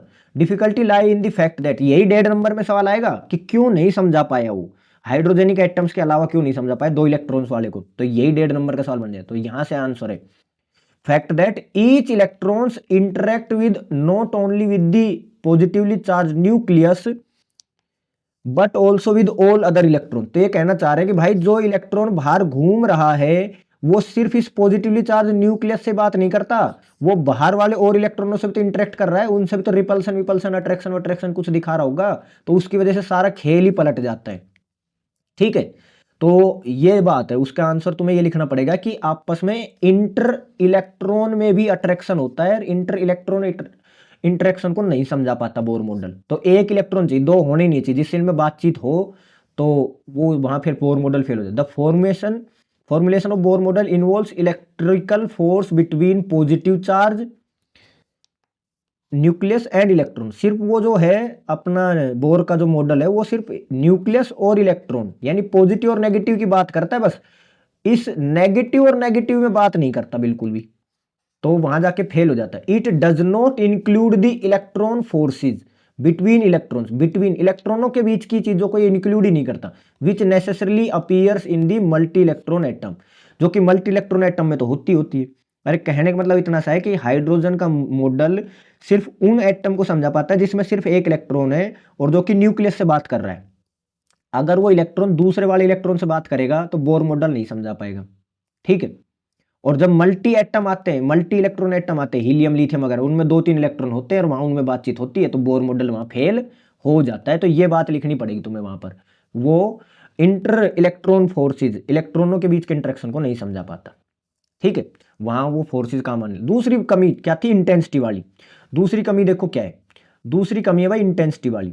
While the Bohr model correctly predicts the frequencies of the light, आसानी से उसकी फ्रीक्वेंसी और वेवलेंथ प्रिडिक्ट कर देता ना भाई, देख लेना यही कलर निकलेगा, देख लेना यही वाला कलर निकलेगा, देख लेना यही फ्रीक्वेंसी निकलेगी। ये तो emitted by the hydrogen atom या हाइड्रोजेनिक एटम सबके एक्सप्लेन कर देता है कि कौन सी फ्रीक्वेंसी है, कौन सी वेवलेंथ आने वाली है। लेकिन the model is unable to explain the relative intensities, चमक नहीं बता पाता भाई, कौन सी ज्यादा चमकेगी कौन सी कम चमकेगी, निकलेगी कौन कौन सी वो तो बता देगा, पर चमकेगी कौन सी वो नहीं बता पाता। Intensities of the frequencies in the spectrum, in emission spectrum of hydrogen some of the visible frequencies have weak intensity others strong, कुछ कम चमकदार होती है कुछ ज्यादा चमकदार होती है। और सवाल यहीं से आएगा बोर्ड का फिर 1.5 नंबर में, वाई, क्यों होती है भाई कुछ चमकदार और कुछ कम चमकदार। अब ऐसे सवाल अगर पेपर में आ गए ना तो बच्चे अटेम्प्ट नहीं कर सकते ऐसे सवालों। इसका कारण इसकी लास्ट लाइन में ही लिखा हुआ है, यही आंसर है भाई इसका। क्योंकि एक्सपेरिमेंटल ऑब्जर्वेशंस डिपिक्ट दैट, ऐसा हमारी एक्सपेरिमेंटल ऑब्जर्वेशंस बताती हैं कि कुछ ट्रांजिशंस आर मोर फेवरेबल, कुछ उनके फेवरेट वाले ट्रांजिशंस है, ये चीज बताती है। तो कुछ फेवरेट ट्रांजिशंस है भाई, more favourable, some transitions are more favoured than others, Bohr's model unable to account for the intensities variation. तो तुम्हें बस आंसर में इतना लिखना है कि कुछ चमकदार इसलिए हैं क्योंकि वो फेवरेट है, उसकी फेवरेबल ट्रांजिशन है, और कुछ फेवरेबल ट्रांजिशन नहीं है इसलिए वो कम चमकदार है। बस इससे ज्यादा कुछ आंसर में नहीं लिखना है, एक लाइन का आंसर लिखना है। तो देखो 1.5 नंबर का मैंने इससे सवाल बनाया है, कैसा बनेगा। सवाल क्या है भाई, पढ़ो। सवाल मैंने ये बनाया है कि Bohr model is applicable only to hydrogenic atom. तो पहली बात तो तुम ये शब्द सुनते तो तुम्हें झटका सा लगता है, क्या आ गया हाइड्रोजेनिक एटम। हाइड्रोजेनिक एटम का मतलब भाई H या हीलियम प्लस या लिथियम 2+, ठीक है। While it fails even for a simple atom like helium, लेकिन ये फिर भी हीलियम जैसे एटम पे फेल हो जाता है। क्या एनसीईआरटी की लाइन है एज इट इज। आगे पूछ लिया what is the primary reason behind this, कारण बताओ तुम, तो पूछ लिया ना वो पहली कमी से ही सवाल। और दूसरी ओर एडिशनली दूसरा और सवाल पूछा इसमें, why was the Bohr model unable to explain the intensities of the spectral line, intensity समझा पाने में क्यों फेल हो गया। तो भाई दोनों के आंसर मैंने लिख दिए कि मल्टी इलेक्ट्रॉन में फेलियर क्यों हो रहा है भाई, क्योंकि जो बोर मॉडल बताता है सिर्फ पॉजिटिव न्यूक्लियस और सिंगल इलेक्ट्रॉन के इंटरेक्शन को, लेकिन जैसे ही इंटर इलेक्ट्रॉन फोर्सेज आती है मल्टी इलेक्ट्रॉन वाले में, हीलियम लिथियम वाले में, तो वो फेल हो जाता है वहां पर। तो वो इलेक्ट्रॉन की बात नहीं बताता, वो सिर्फ न्यूक्लियस इलेक्ट्रॉन की बात बताता है, इसलिए फेल हो जाता है। और इंटेंसिटी वाले पे क्या बताओगे, तुम ये कहोगे कि कुछ की some frequencies have stronger intensity, क्यों, this is because experimental observation हमें क्या बताती है कि that some electrons transition are more favoured या मोर प्रोबेबल, ज्यादा फेवरेट होते हैं या ज्यादा प्रोबेबिलिटी होती है उनकी, इसलिए वो ज्यादा चमकते हैं। ये आंसर लिखना था, ठीक है भाई। अब बिल्कुल लास्ट टॉपिक पे आ जाते हैं चैप्टर के, वो है डी ब्रोगली की एक्सप्लेनेशन बोर मॉडल के सेकंड पोस्टुलेट की। बोर मॉडल का सेकंड पोस्टुलेट क्या कह रहा था कि भाई जो एंगुलर मोमेंटम होना चाहिए वो h/2 पाई का इंटीजर मल्टीपल ही होना चाहिए, तो ही उस ऑर्बिट में इलेक्ट्रॉन घूम पाएगा। इसके बीच का कोई भी इलेक्ट्रॉन कोई भी ऑर्बिट पॉसिबल नहीं। जैसे तुम अगर बीच में कोई रेड कलर से ऐसे ड्रॉ करना चाहो तो ये वाला भाई पॉसिबल नहीं होगा, तो ये ब्लू वाले में घूम सकता है। इनके एंगुलर मोमेंटम ऐसे ऐसे होने चाहिए, या तो h/2 पाई या 2h/2 पाई या 3h/2 पाई या 4h/2 पाई, यानी इंटीजर मल्टीपल होना चाहिए। होना क्यों चाहिए वो नहीं बता पाया, क्योंकि निकलसन की बात चुरा के लाया था ना, तो कारण नहीं पता था भाई को। तो कारण देखो भाई कहाँ छुपा है, कारण छुपा है कि इलेक्ट्रॉन जो है वो क्या है, वेव है, वो पार्टिकल समझ रहा था। तो ये कब पता चलेगा, कहानी एटम की चैप्टर की शुरू हुई है भाई 1897 से, जब थॉमसन का मॉडल आया था। और अब हम पहुंच चुके हैं 1923 में, जब डी ब्रोगली ने इलेक्ट्रॉन को वेव साबित कर दिया था। तो 25 साल की जर्नी थी, मैंने चैप्टर की शुरुआत में बताया था 25 साल की कहानी है। 1927 में एक्सपेरिमेंटली साबित हो गया था डेविसन जर्मर एक्सपेरिमेंट से कि इलेक्ट्रॉन वेव होते हैं। ठीक है, तो इलेक्ट्रॉन वेव होते हैं, उस बात को हम यहाँ इस्तेमाल करेंगे। और उन पार्टिकल्स की, मूविंग पार्टिकल्स की वेवलेंथ क्या होती है वो हमने निकाली हुई। लैम्डा का फॉर्मूला क्या होता है, H/P। HP हिंदुस्तान पेट्रोलियम वाला वही, MV, ऐसे कई फॉर्मूले हमने बना रखे इसके, 2MEK। इसकी डेरिवेशन कहाँ से हुई है ये भी मैंने बता रखी है कि E बराबर होता है भाई h न्यू, और E की जगह क्या लिखा जा सकता है, mc², h nu, mc into C equal H nu, और इस mc यानी मास इंटू वेलोसिटी को हम P भी लिख सकते हैं, h न्यू। ठीक है, और इस h न्यू को क्या लिखा जा सकता है, hc/λ। तो c से c कट जाएगा, तो यहाँ लैम्डा बराबर क्या आ जाएगा, h/p आ जाएगा। ये 11वें चैप्टर में मैंने डेरिवेशन आप लोगों को करवा रखी, वही इस्तेमाल कर रहे हैं बस यहाँ पर। ठीक है, पर उसको करने से पहले हमें स्टेशनरी वेव समझनी पड़ेगी, स्टैंडिंग वेव जो समझनी पड़ेगी। ये 11th क्लास के चैप्टर नंबर 14 से उठा के लाए भाई हम।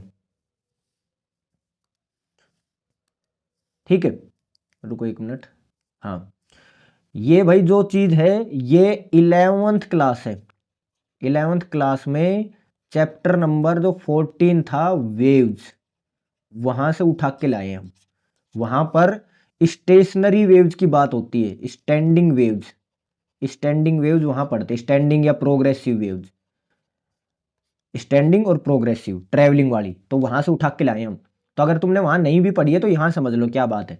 इतना सा है कि जब तुम वेव को दो कोणों पे फिक्स कर देते हो, ऐसे किसी धागे को, रबर बैंड को, और ऐसे बीच में से पकड़ के ऐसे उसको हिला दो, टिंग ऐसे कर दो, तो जैसे टिंग करेगा तो क्या होगा भाई, वो ऐसे झंझनाएगा, ऊपर नीचे झंझनाएगा। तो झंझनाने से क्या होगा, ऐसे ऐसे एक वेव बन जाएगी, ये वाली बन गई। लेकिन अब तुम क्या करो, उसको बीच में से पकड़ लो और फिर यहां से झंझना दो और यहां से झंझना दो, तो इस तरीके की वेव बनेगी, समझे। फिर अगर तुम 2 पॉइंट से पकड़ लो और फिर 3 जगह से झंझना दो उसको, तो फिर इस तरीके की वेव बनेगी। पर बनेगी ऐसी। अब तुम इसमें एक चीज गौर करके देखोगे तो तुम्हें मिलेगा, देखो इनको हम, अब तुम टेक्निकल भाषा समझ जाओ, इसको फर्स्ट हार्मोनिक, सेकंड हार्मोनिक और ये हार्मोनिक वगैरह बोलते हैं, तुम इसमें मत जाओ। तुम तो बस ये देखो कि यहाँ हो क्या रहा है। यहाँ हो ये रहा है कि ये गया, आधी वेवलेंथ हुई, और फिर ये वापस आया, ये भाई पूरी वेवलेंथ हो गई। तो ये चलता, देखो एल लेंथ की डोरी है, एल लेंथ की स्ट्रिंग है, तो ये एल लेंथ गया और एल लेंथ वापस आया। तो यहाँ इसने 2L लेंथ चली और टोटल कितनी आई, लैम्डा। फिर यह देखो कितना फिर से चलेगा, यहां से चला, 1 लैम्डा हो गया पूरा, और लेंथ होगी L। फिर ये वापस चला, ऐसी वेव घूमती रह जाएगी इसी के बीच में, आगे कहीं नहीं चल के जाएगी। तो यहाँ क्या हुआ है, 2L लेंथ ही चला, पर इसने क्या, कितनी डिस्टेंस कवर कर ली इसने, मतलब 2 लैम्डा। फिर देखो यहाँ चला, तो यहाँ देख लेते हैं, तो ये हो गई भी 2L बराबर 2 लैम्डा। फिर यहाँ देखो 1 लैम्डा पूरा, और ये आधा और हो गया, 1.5 लैम्डा हो गया। और फिर 1.5 लैम्डा ही उल्टा चल देगा, 1 और ये आधा, तो 1.5 और 1.5 3 लैम्डा चल गया भाई। अभी 3 लैम्डा 2L लेंथ में, इसका मतलब जो टोटल लेंथ है, टोटल लेंथ वो कैसी आ रही है, तो लैम्डा या 2 लैम्डा या 3 लैम्डा या 4 लैम्डा। यानी कैसा आ रहा है भाई, हम क्या कह सकते हैं, जो तुम्हारी स्ट्रिंग की जो लेंथ है, जो टोटल लेंथ है, वो कैसी होती है, लैम्डा की इंटीजर मल्टीपल होती है। ठीक है, टोटल लेंथ लैम्डा की इंटीजर मल्टीपल ही होती है। ये ही भाई स्टैंडिंग वेव का कंसेप्ट है। अब स्टैंडिंग वेव का कंसेप्ट से देखो क्या सीखना चाह रहे हैं हम, मतलब यहाँ क्या करना चाह रहे हैं। स्टैंडिंग वेव ये कहती है, एक्चुअल में तो वेव एनर्जी की कैरियर होती है, पर वो ट्रेवलिंग वाली होती है, जो ऐसे चल के जाए ना, जो ऐसे ऐसे चल के आगे जाए, वो ट्रैवलिंग वेव होती है, वो एनर्जी कैरी करती है, जैसे इलेक्ट्रोमैग्नेटिक वेव होती। पर जो भाई दो एंड के बीच में फंसी रह जाए ना, ऐसे गई फिर ऐसे घूम के आ गई, तो यहीं फंसी रह गई है। उसकी वजह से क्या है, वो एनर्जी कैरी नहीं करती, एक जगह ही रह जाती है। इसके अगर तुम इस पॉइंट को गौर करोगे ना, तो ये हिलता ही नहीं, बाकी इधर उधर में ये नाचती रहेगी, इधर उधर में नाचती रहेगी, पर ये पॉइंट नहीं लेगा। इनको हम नोड कहते हैं, इनके नोड। और जो हिलता रहते हैं इनको हम एंटी नोड कहते हैं। तो इसमें कुछ नोड बन जाते हैं, ये ऐसे नोड बन जाते हैं, नोड पॉइंट्स होते हैं। ये नोड पॉइंट्स की वजह से क्या होता है, एनर्जी यहां से यहां नहीं पहुंचती, इसके बीच में हिल के रह जाती है एनर्जी। ये देखो ये पॉइंट वही है, स्टेशनरी है, तो इसको हम स्टेशनरी वेव या स्टैंडिंग वेव कहते हैं। और standing wave never transmit energy, energy transmit नहीं करती। ठीक है, इसको मैं एक तुम्हें उससे दिखाता हूं, सिमुलेशन से। इसमें देखो तुम गौर से, इस वाले में रेड कलर की जो वेव है वो तो स्टैंडिंग वेव है। देखो एक ग्रीन कलर की वेव जा रही है, लेफ्ट साइड से राइट साइड में खिसकती जा रही है। आप गौर से देखोगे तो ग्रीन कलर की वेव राइट साइड में चलती जा रही है, और ब्लू कलर की वेव लेफ्ट साइड में चलती जा रही है। जब ये एक दूसरे से सेम फेज में मिलती है, यानी चोटी से चोटी, क्रस्ट से क्रस्ट, ट्रफ से ट्रफ मिलता है, तो बड़ी वेव बनती है। गौर से देखो, जब बिल्कुल ओवरलैप हो जाती है ना, ग्रीन और ब्लू आपस में ओवरलैप हो जाती है, तो रेड कलर की ऊंची बनती है, ऊंची एकदम वैसी वैसी ऊंची वाली बनती है। देख लो गौर से, बन रही है। लेकिन जब ये आउट ऑफ फेज होती है, बिल्कुल आउट ऑफ फेज, ग्रीन और रेड, जब उसकी क्रेस्ट और उसकी ट्रफ, उसकी चोटी और उसकी गहराई ऐसे आपस में मिलती है, ग्रीन और ब्लू की, तो तुम मिलेगा वहां पर रेड लाइन फ्लैट होगी, रेड लाइन फ्लैट होगी। गौर से देख लो, ढंग से देखो तसल्ली से। जब उसकी क्रेस्ट और उसकी ट्रफ मिल रही है, तो वहां पर क्या हुआ है, रेड लाइन बीच में फ्लैट होगी, क्योंकि एक दूसरी वेव पर सुपर इंपोज करके एक दूसरे को डिस्ट्रक्ट कर दिया, डिस्ट्रक्टिव इंटरफेरेंस हुआ है। तो तुम अब रेड कलर में एक डॉट दिख रहा होगा तुम्हें, यहां देखो जहां पर एक कर्सर घूम रहा है, यहां देखो रेड कलर का डॉट। ये डॉट हिल नहीं रहा कहीं भी, यहीं की यही है। इसे हम स्टैंडिंग वेव कहते हैं। देखो कि इसके अगल बगल ये वाला पॉइंट देख लो, यहां पर ये नोड है, नोड पॉइंट, ये नहीं हिलते, इसके बीच में वेव हिलती है। ऐसी वेव को हम स्टैंडिंग वेव कहते हैं। और स्टैंडिंग वेव एनर्जी कैरी नहीं करती, यहीं की यहीं खत्म कर देती है अपनी एनर्जी को, तो एनर्जी कैरी ही नहीं करती। ठीक है, तो ये वाला लॉजिक हम लगाएंगे यहां पर। और अब आ जाते हैं नील्स बोर की सेकंड पोस्टुलेट पर, डी ब्रोगली कैसे समझाता है। 1.5 नंबर का सवाल पेपर में कई बार आया हुआ है ये का यही टॉपिक। ठीक है, तो देखो ये कैसे समझा रहा है इसको। ये कह रहा है कि भाई तुम्हारे पास जो ये तुमने कहा था ना कि भाई सीडी में कुछ जगह ही है, यहीं पैर रखा जा सकता है, इलेक्ट्रॉन यहां नहीं मिलेगा, यहां नहीं मिलेगा, यहां नहीं मिलेगा, या तो यहीं मिलेगा या यहीं मिलेगा, स्टेबल ऑर्बिट्स में मिलेगा। तो स्टेबल ऑर्बिट्स ही अलाउड है, बाकी फॉरबिडन है, बाकी पे रोक टोक है, बाकी अलाउड नहीं है। तो अलाउड ऑर्बिट्स कौन से होंगे, वो इतने होंगे, वो ऐसे होंगे जिसके अंदर इलेक्ट्रॉन चलता हुआ भाई स्टैंडिंग वेव बना ले।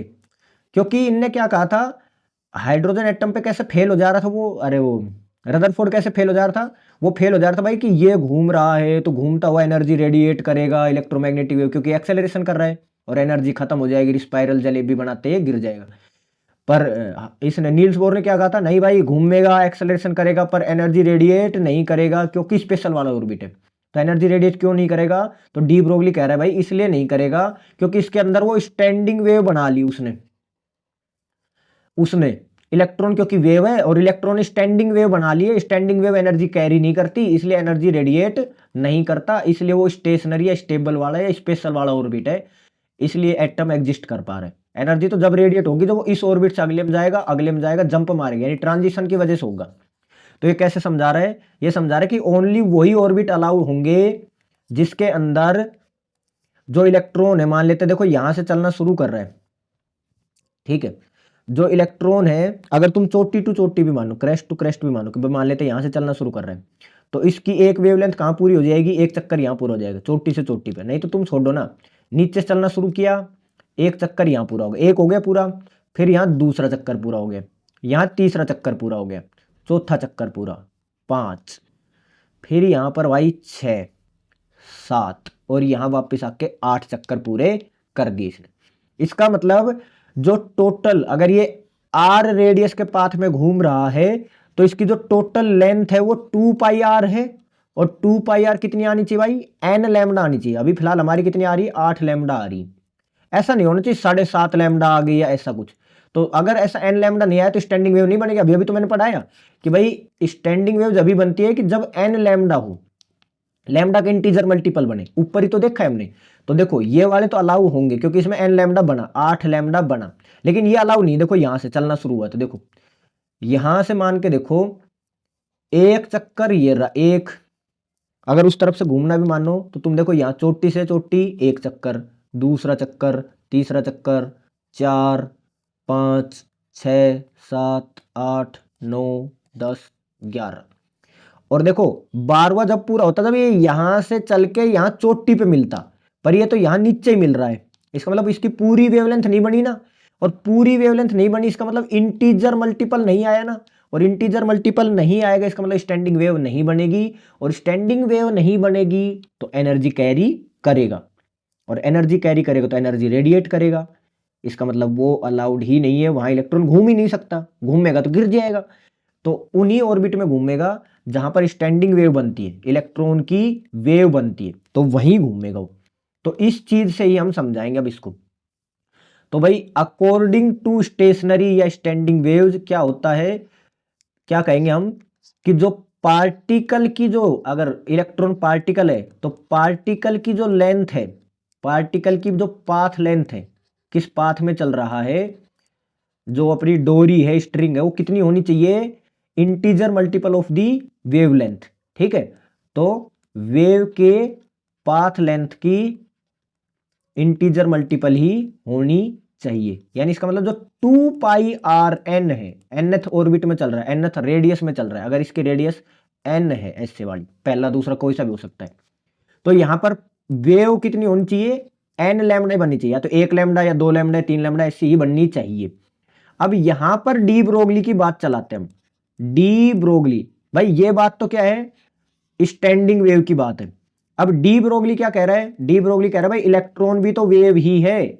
डी ब्रोगली के अकॉर्डिंग, डी ब्रोगली का अकॉर्डिंग लैम्डा क्या होता है भाई, h/p या h/mv, यही होता है, और nth में चल रहा है इसलिए vn मान लिया हमने।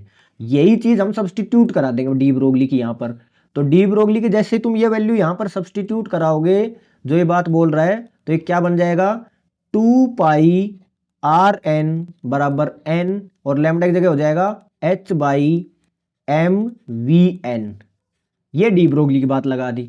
यानी एटम तुम्हें जब भी समझ आएगा जब एटम में तुम वेव ढूंढोगे, इलेक्ट्रॉन को जब वेव मानोगे और स्टैंडिंग वेव बनेगी जब। अब देखो m और vn को मैं उधर फेंक देता हूं, ठीक है, और इधर से 2π इधर फेंक देता हूं, ऐसा कर रहा हूं बस। तो देखो mvn/rn ये तो फेंक दिया उधर, और ये NH ऐसे कैसा, और 2π आ गया नीचे। भाई ये फॉर्मूला तो कहीं देखा है, ये तो कहीं देखा है भाई, कहां देखा है, ये देखा है नील्स बोर का सेकंड पोस्टुलेट। यही तो था कि जो एंगुलर मोमेंटम वो कैसा होना चाहिए, h/2π का इंटीजर मल्टीपल होना चाहिए। तो क्या डी ब्रोगली ने ये बात समझा दी, बिल्कुल समझा दी, कारण बता दिया। नील्स बोर ने तो इतना कहा था कि भाई उसमें घूमेगा, रेडिएट नहीं करेगा। क्यों नहीं करेगा उसको नहीं पता था, क्योंकि वो स्पेशल वाला है। स्पेशल वाला क्यों है, क्योंकि एनर्जी रेडिएट नहीं करता। एनर्जी रेडिएट क्यों नहीं करता, क्योंकि स्पेशल वाला है। ऐसी बकवास कर रहा था तो एग्जैक्ट कारण किसने बताया, डी ब्रोगली ने बताया, क्योंकि भाई वो इलेक्ट्रॉन है, इलेक्ट्रॉन एक वेव है, और अंदर वो उस ऑर्बिट में स्टैंडिंग वेव बना लेता है।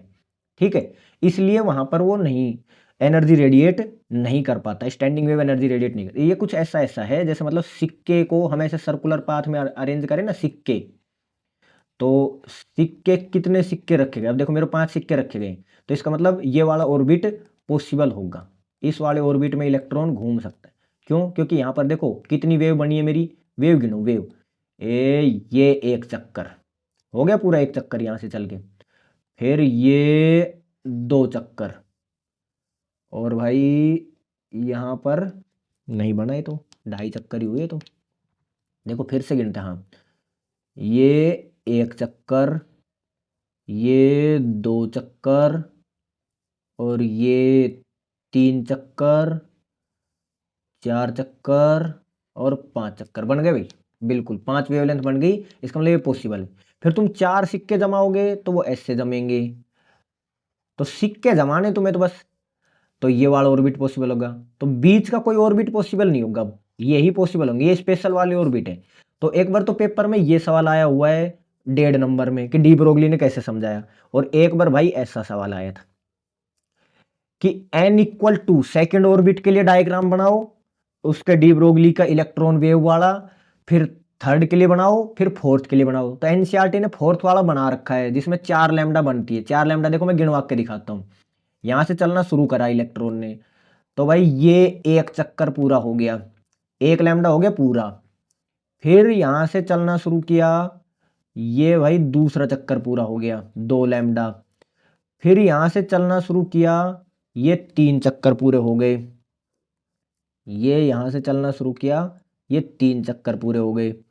फिर यहां से चलना शुरू किया, ये चौथा चक्कर पूरा हो गया।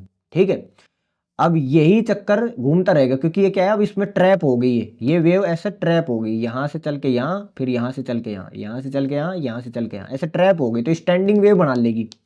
तो स्टैंडिंग वेव बन गई इसकी। ऐसे तुम्हें 3 के लिए बनानी है, तो तुम इसको देखो कैसे बनाओगे, थर्ड ऑर्बिट सेकंड ऑर्बिट में कैसे। तो भाई थर्ड ऑर्बिट के लिए 3 लैम्डा पूरे करने, फोर्थ ऑर्बिट के लिए 4 लैम्डा पूरे करने, ये रहे।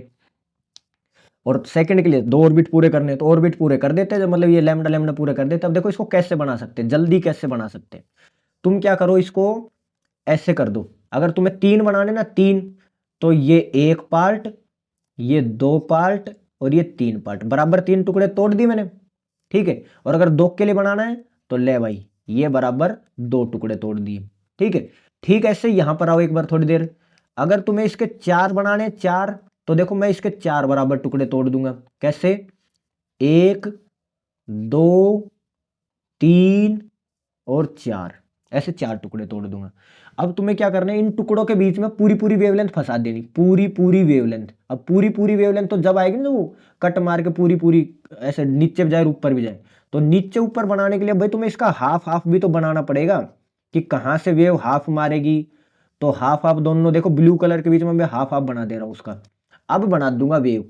अब देखो वेव कैसे बनेगी, वेव बनेगी भाई ऐसे, देखो यहां से चलेगी, ये तो हुआ इसका हाफ साइकिल, इसलिए मैंने ये ग्रीन कलर से बनाया था हाफ के लिए। और ये हो गया भाई उसका फुल साइकिल।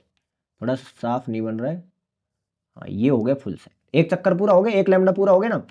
फिर देखो दूसरा लैम्डा शुरू होगा, ये नीचे गया, डुबकी मारी, ट्रफ, और ये भाई ये इसका क्रेस्ट, यहां से लेके यहां तक।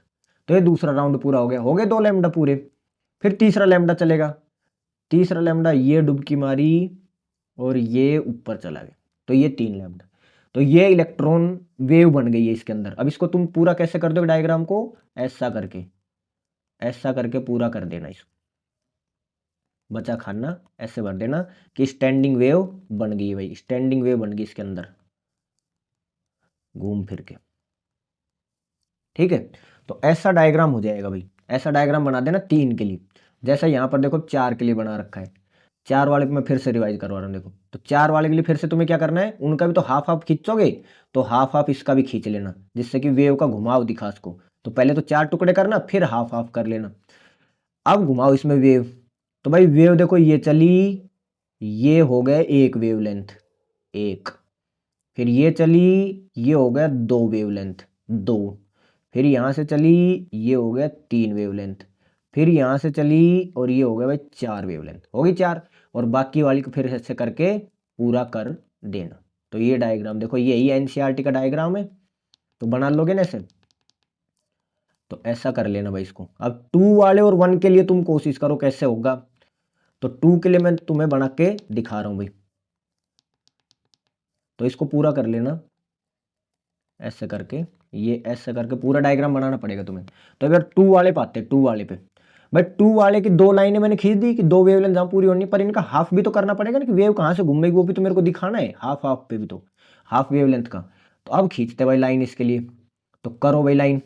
तो हाफ के लिए देखो, यहां से चलना शुरू होगी और ये डुबकी मार के यहां पर इसका हुआ हाफ पूरा।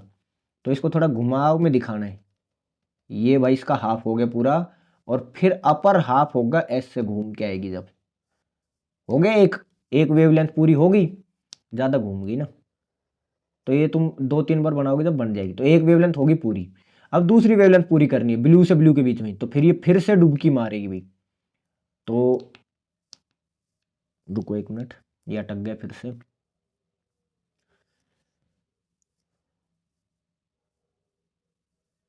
हाँ,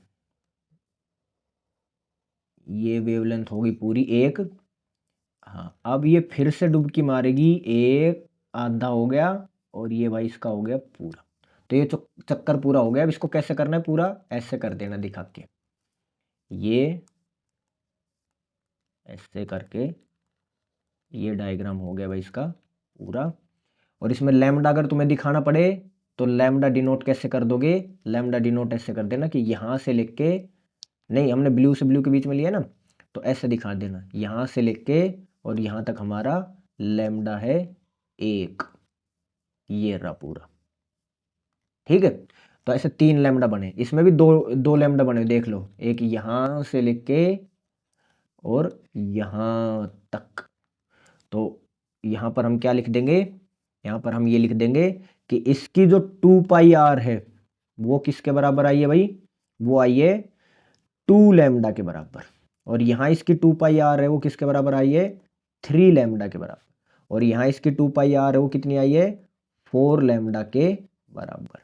और जब इस लैम्डा की वैल्यू तुम रखोगे तो लैम्डा की वैल्यू क्या रखी जाएगी भाई, लैम्डा की वैल्यू रखी जाएगी डी ब्रोगली की वेवलेंथ से। तो डी ब्रोगली की वेवलेंथ से जब तुम रखोगे तो इसकी जगह ऐसे रखा जाएगा कि 2h/mv।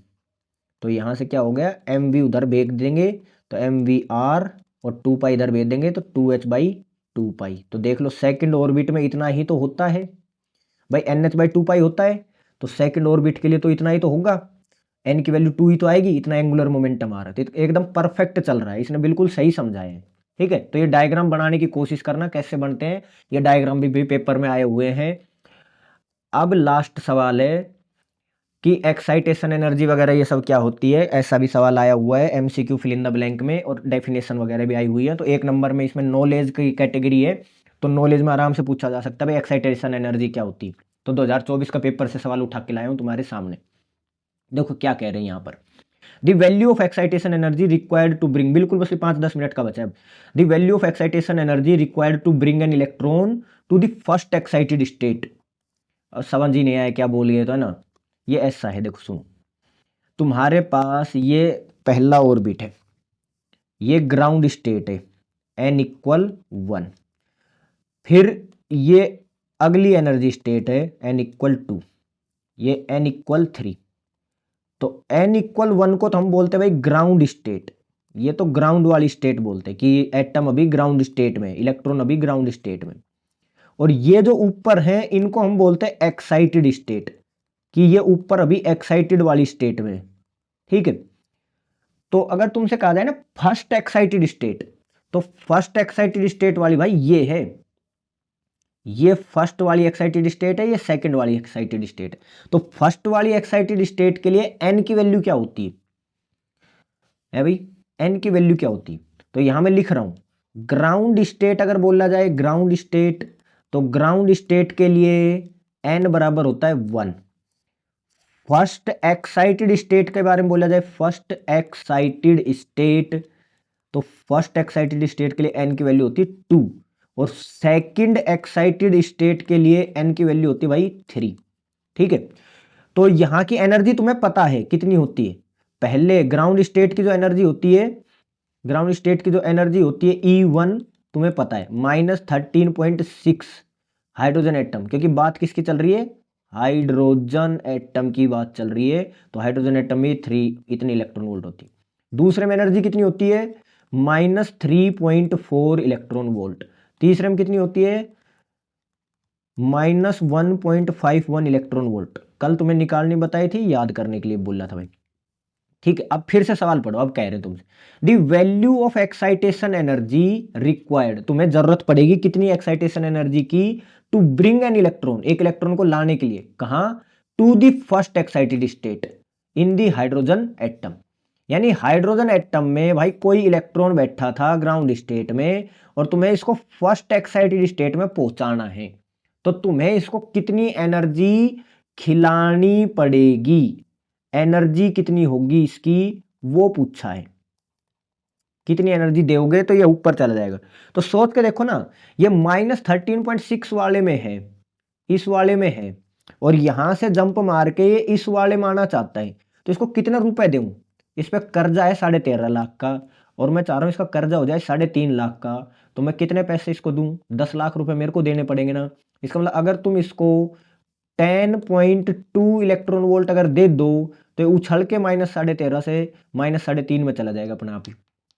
तो यही इसका आंसर था, पर ये निकलेगा कैसे, आंसर तो ये हो गया ये वाला 10.2, पर ये आया कैसे, ये अब फॉर्मूले के तरीके से जाना पड़ेगा, तरीके से स्टेप बाय स्टेप। तो फॉर्मूला क्या कह रहा है भाई, देखो फॉर्मूले के हिसाब से चलते हैं। फॉर्मूले से ये होता है भाई कि तुम्हें एनर्जी कितनी देनी पड़ेगी, तो डेल ई किसके बराबर होता है, हायर एनर्जी स्टेट यानी EN2 minus lower energy state, ये हाई वाला है और ये लो वाला है, या बोल दो E इनिशियल हाई वाला माइनस E फाइनल लो वाला। तो हाई वाले की वैल्यू बोलो, हाई वाले की, हाई किस में गया है, 2 वाले में गया ना, तो 2 वाला है हाई और 1 वाला है ये वाला लो। तो हाई वाले की वैल्यू बोलो जल्दी से, -3.4 इलेक्ट्रॉन वोल्ट, माइनस लो वाले की एनर्जी बोलो -13.6 इलेक्ट्रॉन वोल्ट।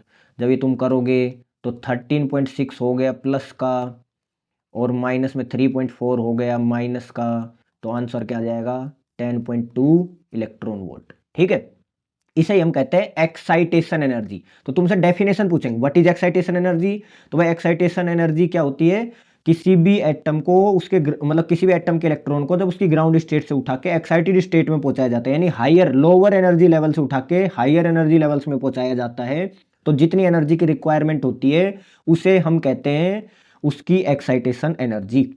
और फिर होता है एक्साइटेशन पोटेंशियल, क्या होता है, तो भाई जितने फास्ट मूविंग इलेक्ट्रॉन को तुमने जिस पोटेंशियल पे दौड़ा के यहाँ फेंक के मारा है ना, उस पोटेंशियल को हम उसका एक्साइटेशन पोटेंशियल कहते हैं। तो एक्साइटेशन पोटेंशियल के लिए बस क्या करना है, तुम्हें ई हटा देना है। तो अगर तुमसे कहते हैं ना इसके लिए एक्साइटेशन पोटेंशियल बताओ, तो 10.2 वोल्ट आ जाता। ऐसा हमने 11th चैप्टर में पढ़ा है कि स्टॉपिंग पोटेंशियल और काइनेटिक एनर्जी में क्या रिलेशन होता है। अरे स्टॉपिंग पोटेंशियल और काइनेटिक एनर्जी में क्या रिलेशन होता है, तो अगर स्टॉपिंग पोटेंशियल की वैल्यू पता है तो उसमें बस ई लगा दो तो काइनेटिक एनर्जी मिल जाती है, काइनेटिक एनर्जी में से ई हटा दो तो स्टॉपिंग पोटेंशियल मिल जाता है। ऐसा किया हुआ ना, हाफ ईयरली में भी सवाल आए थे ऐसे, ई हटाना की लगाना, वो वाली चीजें।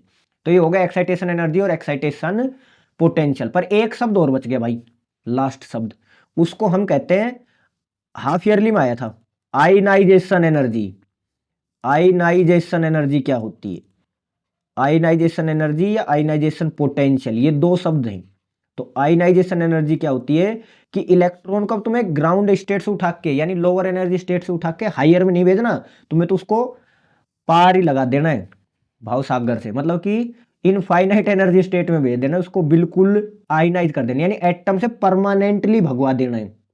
तो परमानेंटली तो भाई जब भागेगा जब बिल्कुल n इक्वल इनफाइनाइट में पहुंचा दो उसको, यहां से उठा के जब उसको n इक्वल इनफाइनाइट में पहुंचा दो, n इक्वल इनफाइनाइट में जो एनर्जी होती है ना, एनर्जी वो होती है जीरो।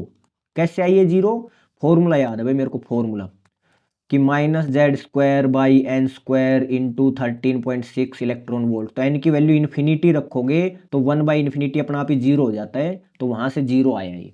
ठीक है, तो तुम्हें तो यहाँ वाले से उठा के जीरो वाले भेजना है, तो लगा दो फॉर्मूला फिर से। तो डेफिनेशन क्या हो जाएगी, लोअर एनर्जी स्टेट या ग्राउंड स्टेट से या उसके ऑर्बिट से उसके एनर्जी लेवल से इलेक्ट्रॉन को हमेशा हमेशा के लिए इलेक्ट्रॉन ये एटम से नॉकआउट करवाने के लिए, बाहर निकालने के लिए जो एनर्जी देनी पड़ती है उसे हमें आयनाइजेशन एनर्जी, यानी एटम का आयन बनाना है भाई, इलेक्ट्रॉन उससे बाहर निकालना है घर से बाहर, और जिस पोटेंशियल पे फेंक के मारेंगे इलेक्ट्रॉन को वो इसका आयनाइजेशन पोटेंशियल हो जाएगा। तो देखो कैसे निकालूंगा, तुमसे सवाल कहेंगे एच एटम के लिए आयनाइजेशन एनर्जी बताओ, एच एटम के लिए, एच एटम के लिए, हाइड्रोजन एटम के लिए बताओ कितनी आयनाइजेशन एनर्जी होगी, उसके ग्राउंड स्टेट से इलेक्ट्रॉन को निकालना है तुम्हें, तो ग्राउंड स्टेट से निकालवा देते हैं।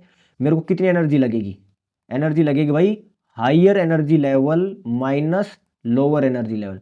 तो हायर कौन सा है, हायर है इनफाइनाइट वाला, तो इनफाइनाइट वाले में भेजा है कहां से, लोअर वाला कौन सा, पहले वाला, तो उसकी एनर्जी कितनी होती है जीरो हायर की, तो और लोअर की कितनी थी 13.6 इलेक्ट्रॉन वोल्ट माइनस में, तो आंसर कितना आ गया भाई +13.6 इलेक्ट्रॉन वोल्ट। तो किसी इंसान को -13.6 के गड्ढे से बाहर निकालना है तो उसको जीरो पे पहुंचाना है, तो तुम्हें 13.6 प्लस का तुम्हें उसको देना पड़ेगा, ले भाई पकड़ और अपना कर्जा खत्म करो और आ जाओ ऊपर।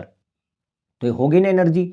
अब यही चीजें तुमसे खूब घुमा घुमा के पूछी जा सकती हैं कि भाई अगर तुम्हें ई एन का फॉर्मूला याद है -z²/n² इंटू 13.6 इलेक्ट्रॉन वोल्ट, अगर ये तुम्हें याद है तो तुमसे कहा जा सकता है कि हीलियम एटम के लिए पहले ऑर्बिट की एनर्जी बताओ, तो हीलियम के लिए जेड की वैल्यू 2, एन की वैल्यू 1 लेके पहले ऑर्बिट के लिए ऐसे सोल्व कर देना।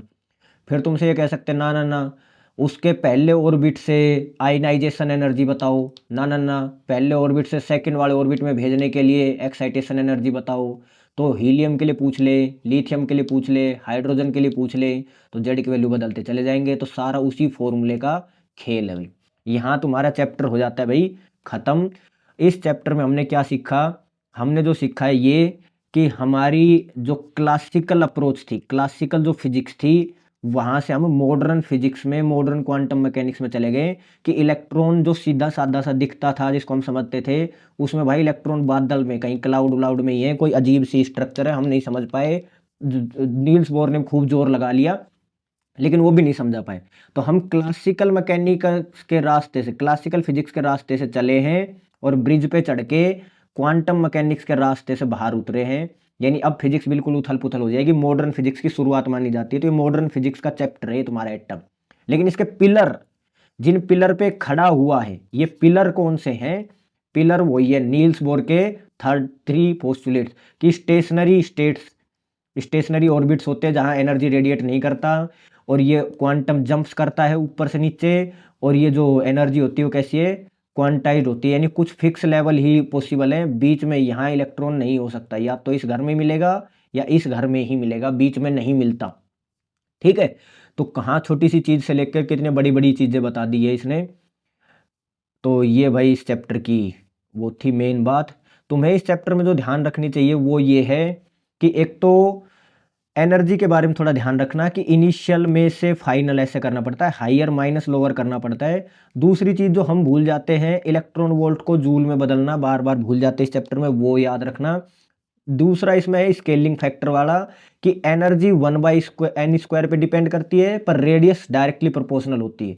तो अगर तुम्हें R1 और R2 का रेशियो पूछा जाए तो वो आएगा 1:4। लेकिन अगर E1 और E2 का रेशियो पूछा जाए तो भाई वो आएगा 1:1/4। ठीक है, तो ऐसा कुछ खेल है। तो ये किन किन फैक्टर पे, जैसे वेलोसिटी 1/n पे डिपेंड कर रही है, तो ये सारी चीजें पता होनी चाहिए। और स्टेबिलिटी सीक्रेट क्या है? स्टेबिलिटी सीक्रेट का कारण क्या था कि वो हाइड्रोजन एटम में, ये किसी भी एटम में ये एनर्जी रेडिएट क्यों नहीं करता? क्योंकि भाई वो इलेक्ट्रॉन वेव है, वेव, और डी ब्रोगली ने उसको समझाया। ठीक है, तो ये वाली बात है। तो यहाँ से एक थॉट लेके जा सकते हो तुम, क्या कि भाई जो तुम्हारी प्रोग्रेस है वो लाइमन ट्रांजिशन जैसी होनी चाहिए, कि जिसकी एनर्जी बहुत ज़्यादा थी, हाई एनर्जी वाली थी वो लाइमन सीरीज में जो वेवलेंथ निकलने वाली ना, भाई एनर्जी क्या है? अच्छी खासी। पहली स्टेट में गिर रहे हो तुम, पहली स्टेट के लिए डिफरेंस अच्छा खासा है, तो एनर्जी का डिफरेंस अच्छा खासा है। फोटोन निकलेंगे हाईयर एनर्जी वाले, ठीक ठाक एनर्जी वाले निकलेंगे। तो एनर्जी तुम्हारी हाई होनी चाहिए लाइमन सीरीज की तरह। और तुम्हारे रिजल्ट कैसे होने चाहिए? बामर सीरीज जैसे होने चाहिए, जो सबको दिखे, क्योंकि बामर सीरीज किसमें होती है? विजिबल रेंज में। तो तुम्हारा रिजल्ट सबको दिखना चाहिए और तुम्हारी प्रोग्रेस एकदम हाई एनर्जेटिक वाली होनी चाहिए। तो यहाँ भाई तुम्हारा चैप्टर हो जाता है खत्म। अगर किसी को कोई डाउट है तो पूछ सकता है।